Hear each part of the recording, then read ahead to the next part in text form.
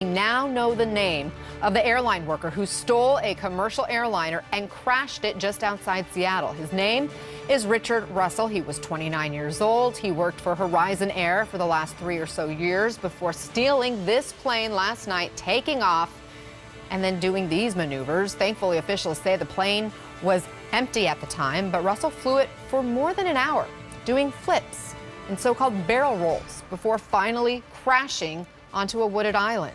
Crews are looking for that black box now, but we do have chilling audio from air traffic control.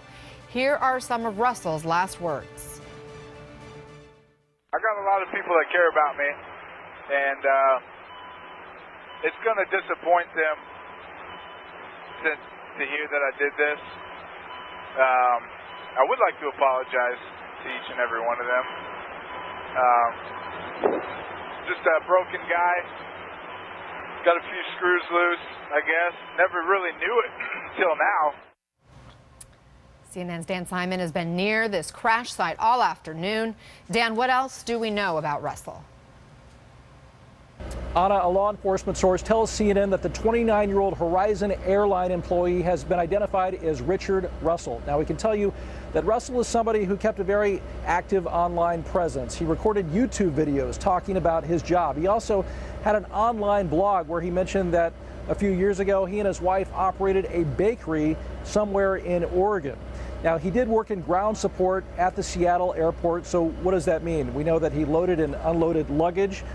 He would also tidy up aircraft, and it also involved riding a tractor or driving a tractor where he would put an airplane in the right place for takeoff. And that is apparently what he did yesterday before getting in the cockpit, firing up the engines, and then having a successful taxi and takeoff. That is very difficult to do under normal circumstances because of the protocols in place. I want you to listen now to the CEO of Horizon Airlines who spoke out earlier today. Normally, you would request clearance for pushback from either your own tower or ground control. You'd then speak with ground control all the way out to the runway. They would turn you over to the tower, who would then clear you for takeoff. And I believe, in fact, I know that he did communicate on the ground frequency, and all of the communications for the entire flight were conducted on that frequency. You're right. There were some maneuvers that were done that were incredible maneuvers with the aircraft. To our knowledge, he didn't have a pilot's license. So to be honest with you, I mean, commercial aircraft are complex machines. They're not as easy to fly as, say, a Cessna 150. So I don't know how he achieved the experience that he did.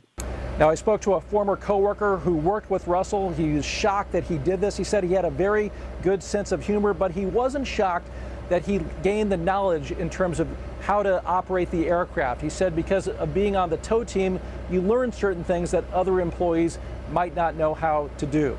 Now, as far as what is happening now, I can tell you that over at the island where the crash occurred, there are dozens of investigators there. They're trying to retrieve those black boxes, the flight data recorder and the cockpit voice recorder, but what evidence those boxes might yield, we don't know. We already, of course, have a ton of evidence because of the conversation between Russell and air traffic control.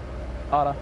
Dan Simon, thank you. And we just got a picture of Russell. Again, he was 29 years old. He had worked for Horizon Air for 3.5 years. He was a ground service agent. This is from his LinkedIn page. Now, a few minutes ago, I had a chance to talk with national security analyst Juliette Kayyem, and she told me that as sad and as strange as this crash was, there is an upside, that the things that are supposed to happen in an emergency like this worked well. Listen.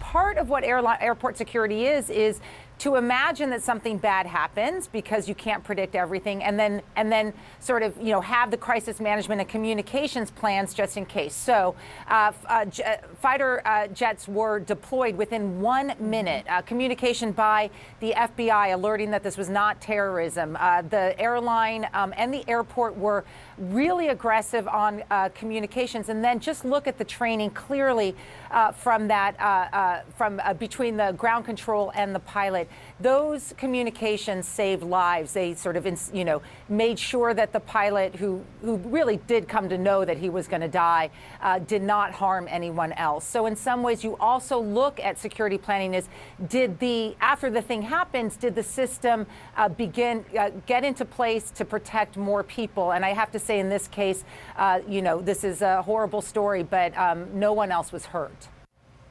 Here with us right now, our aviation analyst, Les Aben. He's a commercial airline captain flying the Boeing 777, just recently retired. He's also the author of this book, Paper Wings. Les, so good to have you with us. What a crazy story. And we continue to learn little bits and pieces about what went down, who this person was. What strikes you? Well, this was chilling to me. Just listening to the recorded transcript, it was just absolutely chilling to me that this man could maneuver an aircraft with limited experience or no experience in an airplane.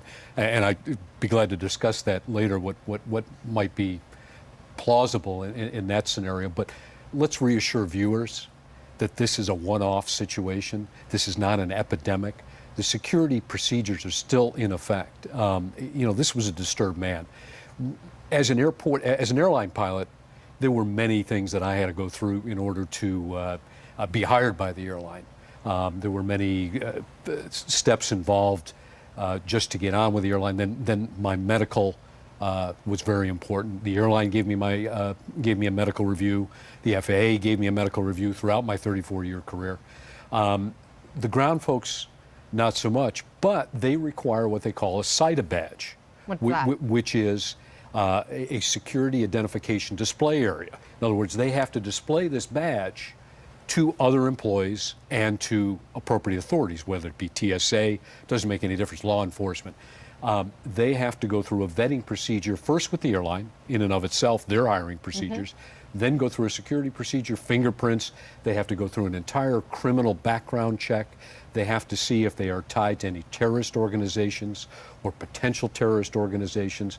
So there's a lot of vetting involved. So there are opportunities for red flags to come up. So how does somebody like this, who has no business getting behind the controls of a commercial airplane, do what he did? This man would go under the radar in full plain sight because he's got a uniform, he's got the SITA badge that I referred to. He gets into this airplane. Nobody that was an employee would say, oh, what's he doing in the airplane? Closes it up. Now, granted, he had some experience pushing back airplanes or towing airplanes. Okay. That doesn't mean he had inside experience with it. He probably very often, because of the small type of operation of this regional carrier, Horizon Air, he got the opportunity to go in, talk with pilots. He was probably a very friendly man. So he got familiarity that way. The maneuvers that he performed, notwithstanding being able to take off the airplane without crashing it. Well, that's what I had to think. How does somebody do it if they have no pilot experience? He didn't have his license, but we're looking at the video. He's doing some what looks to be fancy maneuvering. And that's what's absolutely amazing. The only way I could see that this be plausible is that there is a big, passionate hobbyist group that flies desktop simulators to the point that the sophistication you can buy, I've been to their conventions, and they can buy sophistication depending upon how much money you want to spend. They can actually make it realistic to fly that airplane, a 777, a Cessna 150. They could get enough experience and exposure to it to believe that they could do what this man did. And those maneuvers are absolutely incredible. An experienced Q400 pilot wouldn't necessarily be able to perform that maneuver, nor would they want to perform that maneuver because they know the limitations of an airline type aircraft. Incredible. And when you listen to him on that tape with the air traffic controllers, is there any information you think investigators can glean from their communication? Well, certainly when the cockpit voice recorder is recovered, if he was talking to himself, and then the flight data recorder itself to determine, did this man begin his own demise by pushing the aircraft into the terrain, into the trees, that aspect of it, I'm sure. There was something disturbed about this individual. I'm not a psychologist, but it sounds like he was going through a period of depression. He himself said, we heard him say, I must have a screw loose. I didn't know it until now, I guess.